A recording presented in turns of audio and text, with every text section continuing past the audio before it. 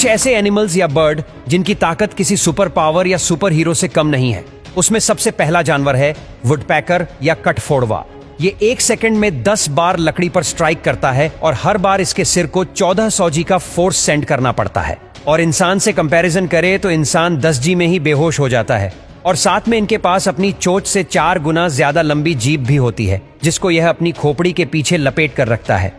और दोस्तों, उल्लू की सुपर पावर आपको इनकी नाइट विजन वाली आंखें ही लगती होगी, लेकिन असल में शिकार करने के लिए सबसे ज्यादा यह अपने कानों का इस्तेमाल करते हैं। कटौकी उल्लू के कान डोग से भी ज्यादा सेंसिटिव होते हैं, जो कि जमीन के नीचे चल रहे चूहे की आवाज 20 मीटर दूर से भी सुन सकते हैं। लेकिन इन्हें एक प्रॉब्लम होती है, जो इनके सिर में इतने सेंसर, बड़ी आंखें, कान और भेजे की वजह से यह अपने पैरों पर खड़े होकर सो नहीं पाते और नीचे गिर जाते हैं।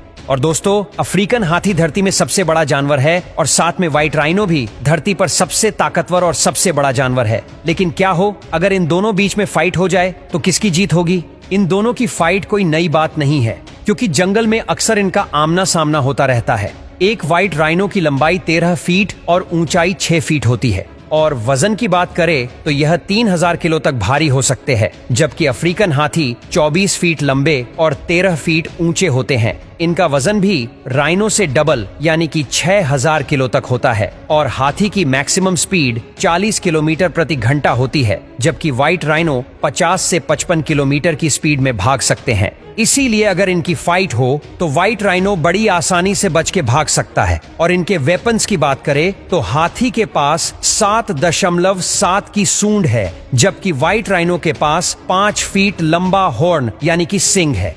लेकिन आज यह अपने विशाल वजन के बलबूते पर राइनो को धकेल सकता है, लेकिन आसानी से हरा नहीं सकता, क्योंकि छोटे साइज की वजह से राइनो बैलेंस के मामले में अच्छे होते हैं।